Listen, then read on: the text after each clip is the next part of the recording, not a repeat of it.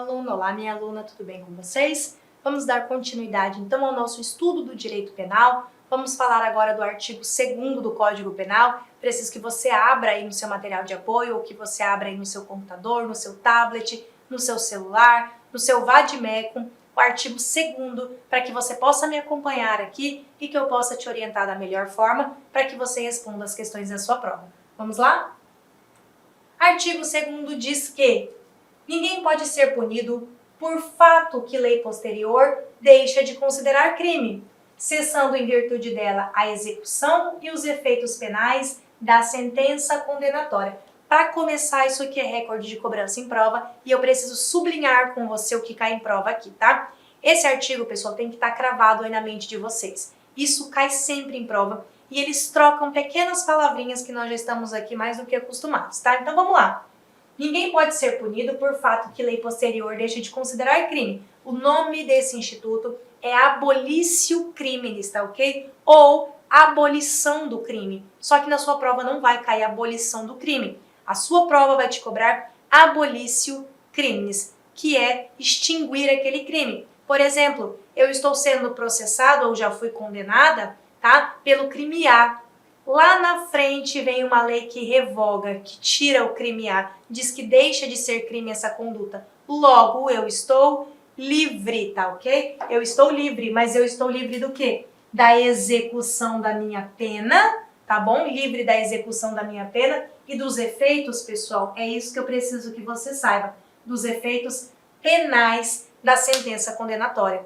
Eu estou livre da pena e dos efeitos penais da sentença condenatória. Cuidado, eu não estou livre dos efeitos extrapenais, dos efeitos cíveis, por exemplo, tá bom? Eu estou livre dos efeitos penais, mas não dos extrapenais. Não dos efeitos extrapenais. Desse não, tá ok? Professor, exemplo de um efeito extrapenal, dever de indenizar. Por exemplo, de efeito extrapenal, dever de indenizar. Exemplo, dever de indenizar. Tá ok? O artigo 2º, pessoal, ele cai muito em prova, tá? E ele cai justamente com essas pegadinhas, ele cai justamente com isso. Você precisa ter em mente que ninguém pode ser punido por um fato posterior que lei deixa de considerar crime. O nome disso é abolitio criminis, tá ok? Escreve abolitio criminis. Ok. Aí vírgula, e depois da vírgula que eles fazem a pegadinha, cessando em virtude dela a execução. Beleza, a execução da minha pena morreu porque a minha pena já não tem mais. E os efeitos penais, cuidado que os o extrapenal não, da sentença condenatória. Perfeito? Diz ainda lá no parágrafo único. Lei posterior, que de qualquer modo favorecer o agente, ou seja, eu vou ter aí uma novatio legis in melius, uma lei nova que melhora a situação do agente, aplica-se aos fatos anteriores, ainda que decididos por sentença condenatória, transitada em julgado. Pessoal, tudo em direito penal que melhora a situação do réu, eu aplico para ele. Tudo em direito penal que beneficia o réu, eu trago para ele, tá bom? Em direito penal, eu busco sempre favorecer o réu. Vamos lá, eu vou usar essa telinha aqui que eu tenho para explicar isso para vocês, tá bom? Então vamos lá, a lei posterior, então eu tenho um fato acontecido aqui, tá ok? F de fato, tem um fato acontecido aqui, então eu tenho uma lei posterior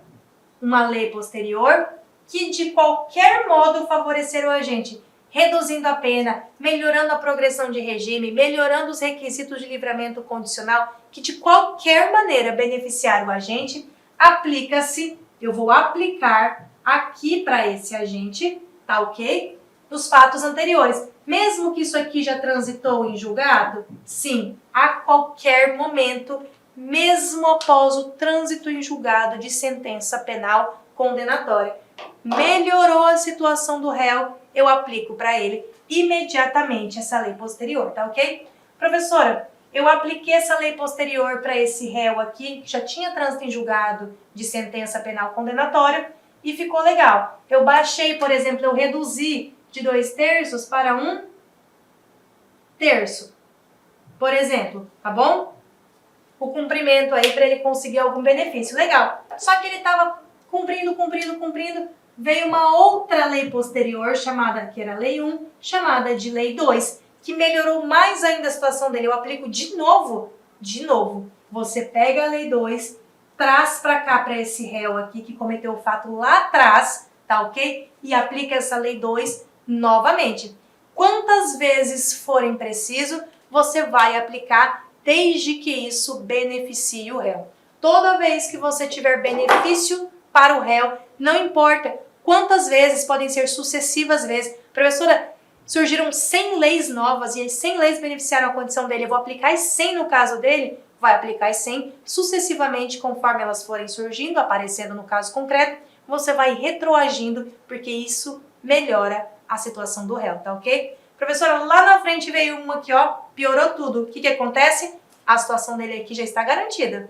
Daqui não vai piorar, porque em direito penal eu nunca pioro a situação do réu, tá bom? Em direito penal, você sempre olha na perspectiva de benefício ao réu.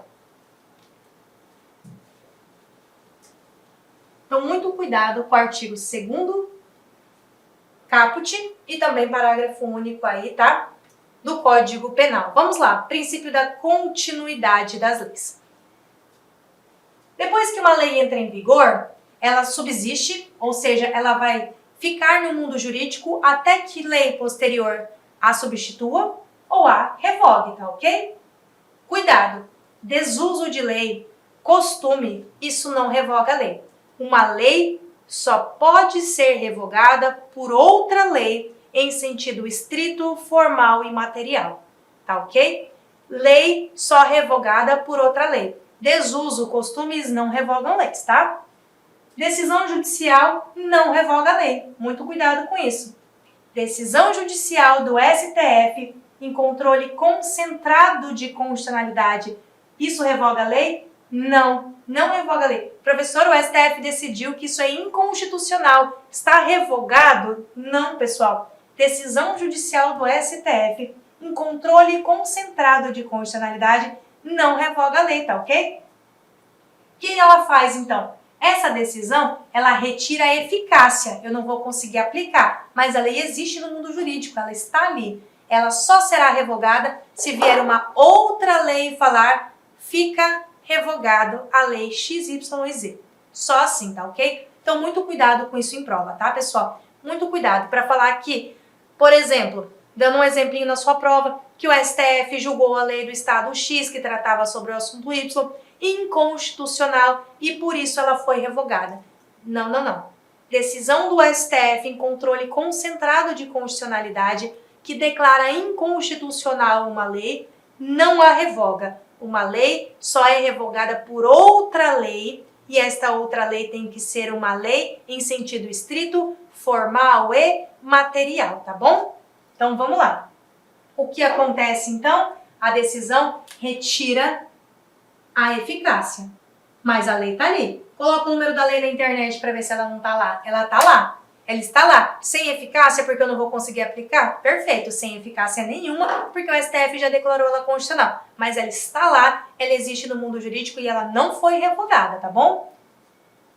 Não existe lei irrevogável, não tem uma lei no nosso mundo jurídico, no nosso ordenamento jurídico, que ela é caracterizada como irrevogável. Até porque, por mais que uma lei seja antiga, tá ok? Eu só consigo revogá-la através de uma outra lei.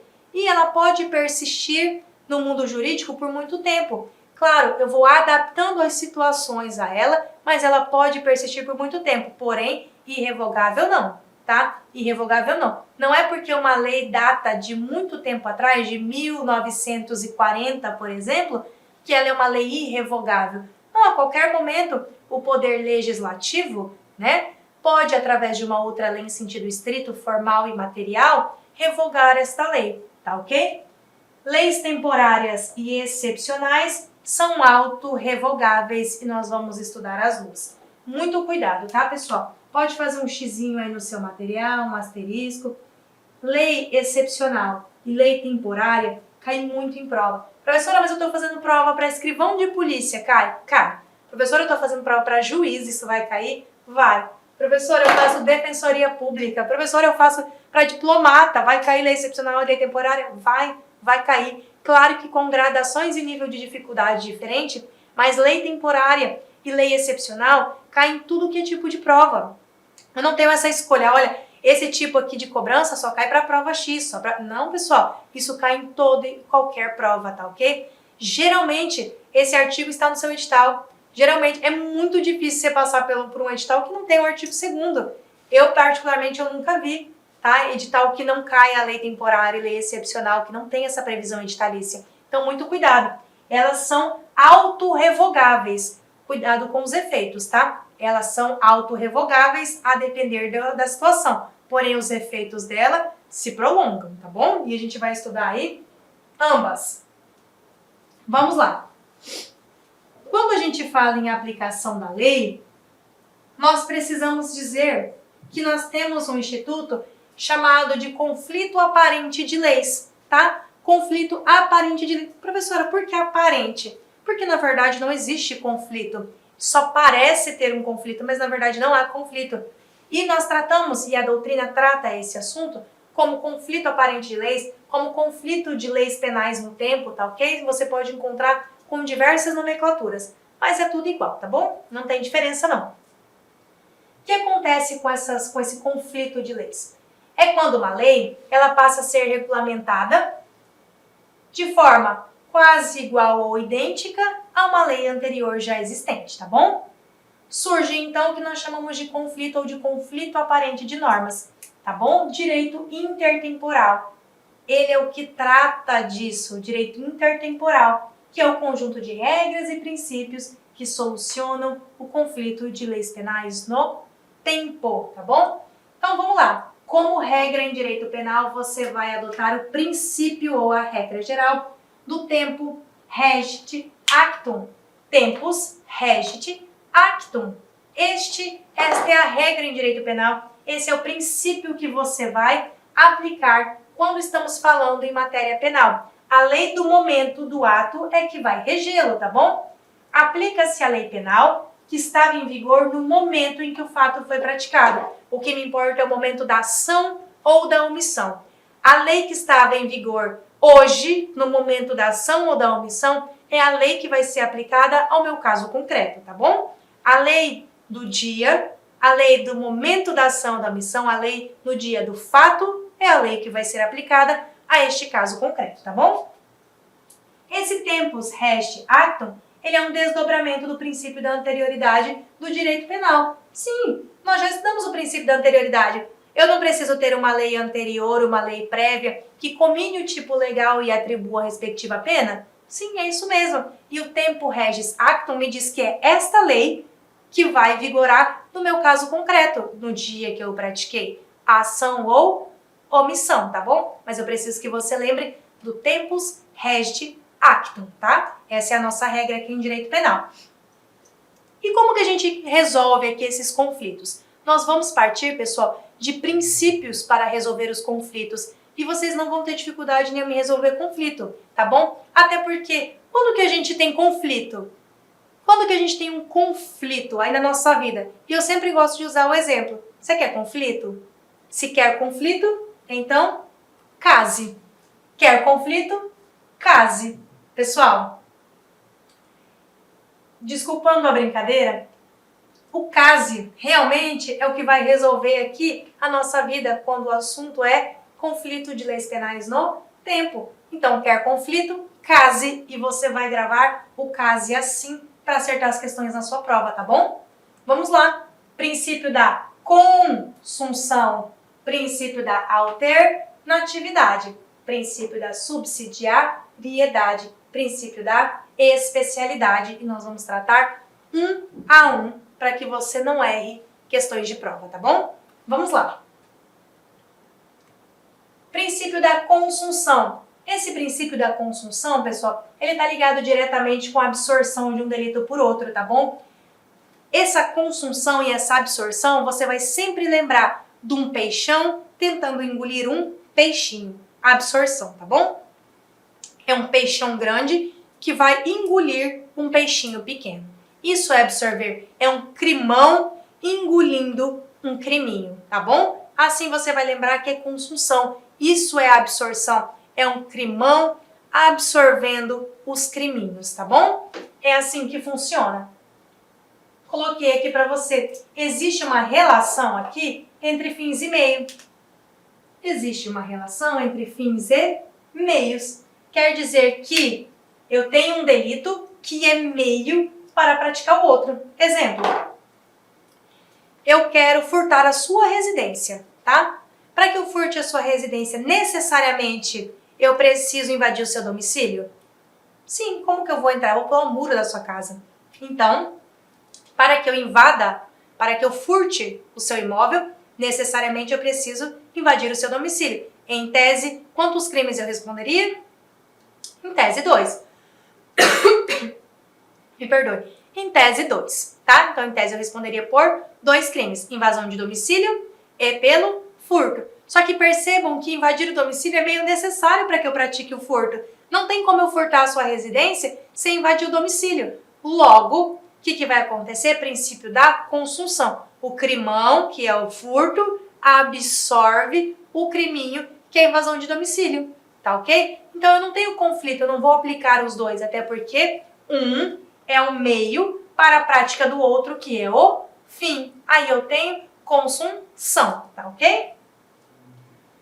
Coloquei aqui, um crime é uma fase para o outro, sendo necessária a sua execução para que eu consiga praticar o segundo. Acredito que ficou bem claro aí no exemplo da invasão do domicílio e do furto.